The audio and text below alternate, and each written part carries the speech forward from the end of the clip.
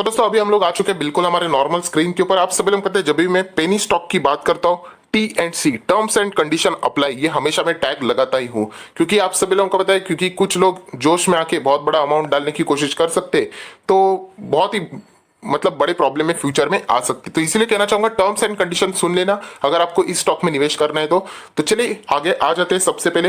And और एक बात दोस्तों, देखिए पेनी स्टॉक है, उम्मीदें ये मत रख लेना कि जबरदस्त कुछ रहेगा, बोनस बायबैक स्प्लिट डिविडेंड, ऐसे पेनी स्टॉक से उम्मीदें नहीं रखी जाती है। यहाँ पे नॉर्मल रिजल्ट भी आ गया तो भी बहुत बड़ी राहत की सांस होती है, राइट। बहुत सारे लोगों का ऐसा ही होता है, जो मैं हमेशा एग्जाम्पल देता हूँ, 10 लाख की या फिर हम कह सकते हैं 1-2 लाख की गाड़ी लेंगे एंड फीचर्स उनको चाहिए 1-2 करोड़ वाले, सो ऐसे मिलेंगे नहीं। अगर आपको उस टाइप की गाड़ी एंजॉय करनी है तो आपको पैसे डालने पड़ेंगे, मतलब बड़े शेयर्स खरीदने पड़ेंगे अगर आपको ये बोनस स्प्लिट डिविडेंड चाहिए तो चलिए पेनी स्टॉक की अगर हम लोग बात करें, ये सारा चीजें दोस्तों बोलना बताना इंपॉर्टेंट है, क्योंकि रिटेल निवेशक बहुत जल्दी में आप सभी लोगों को होता है भागते रहते हैं। सो दोस्तों कंपनी का नाम सबसे पहले आपके सामने यहाँ पे लाना चाहूंगा, ट्राइडेंट लिमिटेड। ये दोस्तों देखा जाए तो 7 रुपए के आसपास चलने वाली कंपनी है।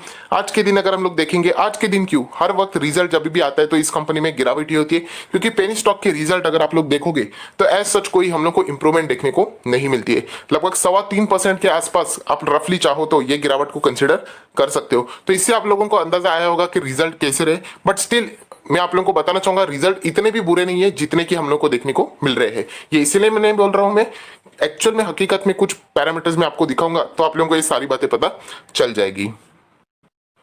सो दोस्तों ट्राइडेंट लिमिटेड ये पेनी स्टॉक है, उसके रिजल्ट हम लोगों ने आपके सामने ओपन कर दिए। सबसे पहले जो फिगर्स है रुपीज इन मिलियंस के हैं। रेवेन्यू फ्रॉम ऑपरेशन अगर हम लोग देखते हैं 11714 11,714 देखने को मिल रहा है, जो कि लास्ट टाइम 7,000 था। सो 7,000 से 11,000 काफी इंप्रूवमेंट है। हम लोग क्वार्टर ऑन क्वार्टर तो बहुत ही जबरदस्त परफॉर्मेंस को यहाँ पे बोल सकते हो।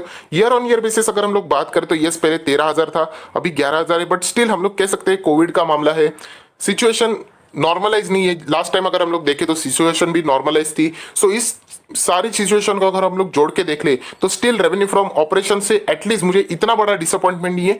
अगर ये बहुत ही कम होता तो हम लोग जरूर बोल सकते हैं, बट स्टिल मैनेजेबल है, ऐसा भी हम लोग कह सकते हैं। अदर इनकम की बात करें तो कोई बड़ा एडजस्टमेंट नहीं है, मतलब बाकी के इनकम नॉर्मल है। तो इसीलिए आप फाइनल टोटल इनकम देख सकते हैं 11,745.9 मिलियन है, जो कि लास्ट टाइम 7,133 था। And year on year basis की बात करें, मतलब लास्ट सितंबर 19 में 13,200 था, तो उसके कंपैरिजन में हम लोग को नीचे देखने को मिल रहा है। बट लास्ट क्वार्टर में हम लोगों को अगर कंपैरिजन करना पड़े तो बहुत ही शानदार जंप यहाँ पे क्लियर कट देखने को मिल रही है। कोई बात नहीं, इनकम अच्छी बात है, बट एक्सपेंस के ऊपर भी कंट्रोल रहना चाहिए। तो कंपनी का खर्चा कितना हुआ है वो देख लेते। तो टोटल एक्सपेंसेस अगर हम लोग यहाँ पे देखते हैं सो 10,500 ही पकड़ लेते, इतना खर्चा है। लास्ट टाइम 7,000 था, तो इतना जबरदस्त खर्चा क्यों बढ़ा है वो भी देखना चाहिए थोड़ा सा। 11,785 ये तो ईयर ऑन ईयर बेसिस का खर्चा था, उसके हिसाब से तो हम लोग को यहाँ पे कम खर्चा देखने को मिल रहा है। सो कंपनी का खर्चा अगर हम लोग यहाँ पे देखें तो जो बड़ा डिफरेंस हम लोगों को यूजुअली देखने को मिल रहा है वो है cost of raw material consume से रिलेटेड। यस, ये कॉस्ट ऑफ रॉ मटेरियल से रिलेटेड हम लोग को ये डिफरेंस देखने को मिल रहा है। एज सच कोई भी हम लोग को बड़ा गैप देखने को यहाँ पे नहीं मिल रहा है। उसके बाद अगर हम लोग बात करें income minus expenditure, so total profit before tax यहाँ पे हम लोग देख लेते हैं। तो कंपनी का जो प्रॉफिट हम लोगों को यहाँ पे देखने को मिल रहा है बिफोर टैक्स, आप यहाँ पे देख सकते हो, मैं अंडरलाइन करना चाहूंगा।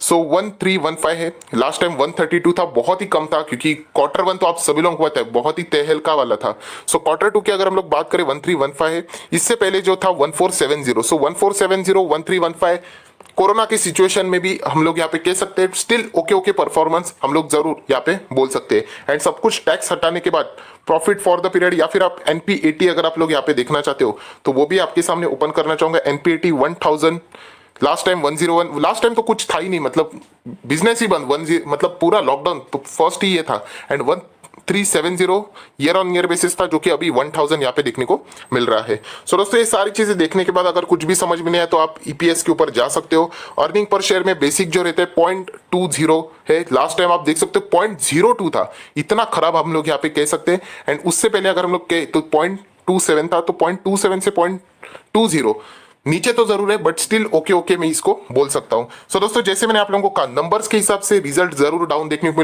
मिलेगा, बट सिचुएशन को अगर सब कुछ फैक्टराइज करके अगर हम लोग बात करें तो डेफिनेटली पेनी स्टॉक के लिए इतना रिजल्ट हम लोग कह सकते हैं सफिशियंट है। इसका अर्थ ये नहीं कि आज ये 7 रुपए का शेयर कल 70 जाएगा, आप 10,000 की एफडी तोड़ के 10,000 डाल दो, तो ऐसी बेवकूफी वाली बातें हम लोगों को यहाँ पे नहीं करनी है।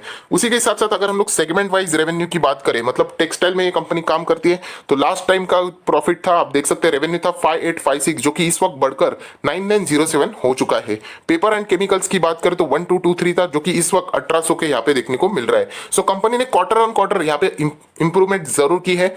लॉकडाउन जैसे जैसे रिलीज हो रहा है उस कंपनी का परफॉर्मेंस यहाँ पे अच्छा ही देखने को यहाँ पे मिल रहा है। टोटल रेवेन्यू फ्रॉम ऑपरेशन आप देख सकते हो पिछले क्वार्टर के हिसाब से हम लोग को शानदार ही देखने को मिल रहा है।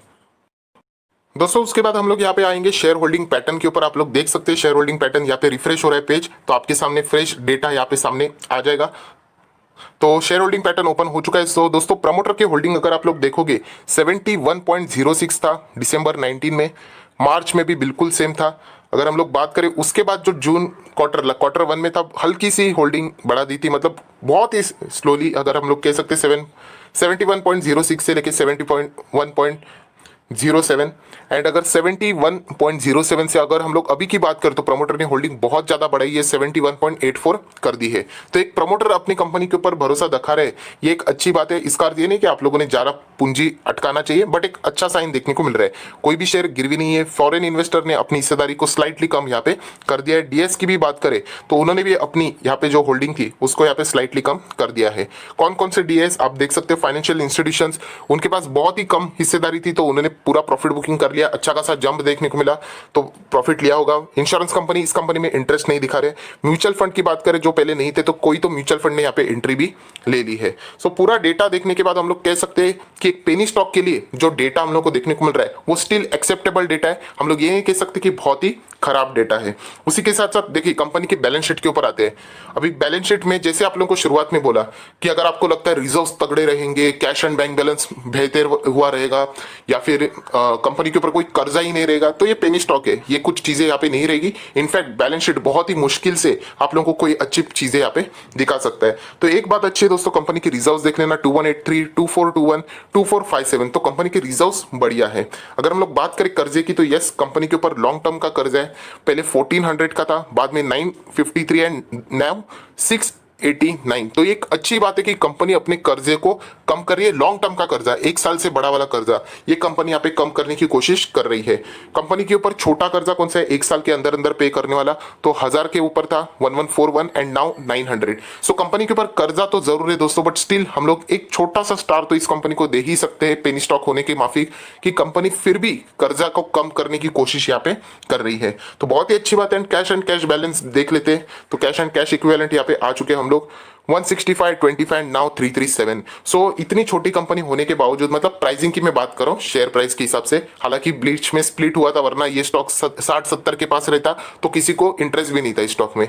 सो क्वार्टर 2 के नंबर्स एक पेनी स्टॉक के हिसाब से, मतलब ये 7 रुपए के स्टॉक के हिसाब से डिसेंट ही है, हम लोग ऐसा बोल सकते हैं। अगर आप लोग बाकी पेनी स्टॉक के रिजल्ट देखेंगे इतने वाहियात रहते हैं, इतना ढेरों सारा लॉस रहता है एंड उनके चार्ट पैटर्न डिस्ट्रॉय रहते हुए देखने को मिलते हैं, कर्जा भरा पड़ा रहता है। सो इस कंपेरिजन में अगर हम लोग बात करें स्टिल ये कंपनी ठीक ठाक पेनी स्टॉक यहाँ पे देखने को मिलती है। इसे मैंने कहा कि किंग ऑफ पेनी स्टॉक भी आप चाहो तो ऐसा बोल सकते हो। सबसे खास बात इस कंपनी की है तो अगर आप इसके मैक्सिमम चार्ट पैटर्न देखोगे तो आप लोगों को हरे निशान में देखने को मिलेगा अप ट्रेंड में। बाकी के पेनी स्टॉक अगर आप लोग देखोगे यहाँ पे पहले ट्रेड करते थे एंड नीचे गिर गिर के यहाँ पे आ चुके हैं। सो एक ऐसा पेनी स्टॉक है जो कि अप ट्रेंड में देखने को मिल रहा है। सो एक रेयर पेनी स्टॉक है हमारे सामने। तो वापस यही कहना चाहूंगा दोस्तों, जो लोग यहाँ पे निवेश करने की सोच रहे भी है, सो दोस्तों 100-200 लगाना है, उससे ज्यादा बिल्कुल भी नहीं, क्योंकि हम लोग को यहाँ पे स्टडी करना है। इसकी कोई गारंटी नहीं है कि ये कब बढ़ेगा। तो वापस कहना चाहूंगा बड़ा अमाउंट मत फंसा लेना। कुछ लोगों ने यहाँ पे 3 रुपए में खरीदा था, आज वो 7 रुपए, मतलब डबल हो चुका है उनका पैसा। उनको भी यही मैं रिक्वेस्ट करना चाहूंगा हाथ जोड़ के कि ओवर कॉन्फिडेंट मत हो जाना। अभी मैं कॉन्फिडेंट हो चुका हूँ इस कंपनी से रिलेटेड, 10-20 हजार लगा दूंगा तो बहुत ही अच्छे खासे रिटर्न मिलेंगे। सो ऐसा बिल्कुल भी स्टंट दोस्तों नहीं करना है। वापस कहना चाहूंगा 100-200 रुपए, कल ये स्टॉक रहेगा ही नहीं मार्केट में तो आपको कोई फर्क नहीं पड़ना चाहिए। सिर्फ इतना ही पैसा लगा देना, इससे ज्यादा पैसा आप लोगों ने नहीं लगाना चाहिए। ऑलरेडी मैं हर मेरे पेनी स्टॉक के वीडियो में टर्म्स एंड कंडीशन के लेवल में डालते रहता हूं। सो पॉइंट नंबर 1 दोस्तों यहाँ पे मैंने बता दिया है। उसी के साथ साथ अगर हम लोग नेक्स्ट लेवल की यहाँ पे बात करें, देखिए कंपनी ने हाल ही में 52 वीक हाई अचीव किया था। सो नेक्स्ट 52 वीक हाई आप देख सकते हैं 8.55 का हाई है। जिस दिन कंपनी ये 8.55 को क्रॉस कर देगी, आप चाहो तो उस नेक्स्ट लेवल पे चाहो तो अपना 100-200 का इंस्टॉलमेंट लगा सकते हैं। एंड उसके बाद जब ये कंपनी डबल डिजिट में जाएगी एंड उसके ऊपर क्लोजिंग देगी 10 रुपए के ऊपर, कब जाएगी मुझे नहीं पता है, शायद से 4-5 दिन के बाद भी जा सकती है, शायद से 4-5 महीने भी लग सकते हैं, या फिर 4-5 साल भी लग सकते हैं। इनफैक्ट 4-5 साल के बाद भी ये यहीं पे रह सकता है। इसलिए मैंने कहा कि ज्यादा अमाउंट नहीं लगाना है। बट अगर ये डबल डिजिट के ऊपर क्लोजिंग देती है तो वहां पे भी आप हल्का सा 100-200 रुपए वापस लगा सकते हो। एंड उसके बाद हम लोग वापस रिजल्ट को मॉनिटर करते रहेंगे। एंड जिस दिन हम लोग को रिजल्ट आउटस्टैंडिंग देखने को मिल जाएंगे, हम लोग चाहे तो इस कंपनी के ओर मतलब नेक्स्ट इसमें 500 रुपए के आसपास लगाने की सोच सकते हैं। सो बताना यही चाहूंगा कि पेनी स्टॉक के हिसाब से रिजल्ट बिल्कुल हम लोग को नॉर्मली यहाँ पे देखने को मिल रहा है। सो आगे आशा करता हूँ दोस्तों आप लोगों को ये वीडियो अच्छा लगा होगा, तो जरूर इसको लाइक कर देना, दोस्तों के साथ शेयर कर देना, तो उनको भी ये सारी बातें पता चल जाएगी। So that's it, thank you very much दोस्तों, we will be meeting next video, तब तक के लिए बाय बाय।